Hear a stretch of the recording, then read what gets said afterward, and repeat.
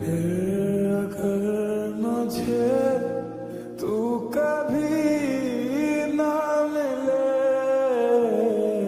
हम सफर मेरा तू बने ना बने फासलों से मेरा মাইশা, একবার কল দিলে তোমার ফোন অফ থাকে, একবার কল দিলে ওয়েটিং, আরেকবার কল দিলে ব্যস্ত থাকে।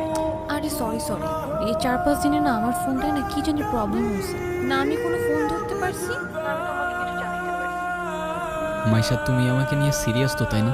দেখো, আমি সারাদিন সব কিছু ছেড়ে শুধু তোমার কথাই ভাবতে থাকি। জানি তো আমি। মাইশা, আমার প্রথম বলো শেষ বলো সবটাই তুমি।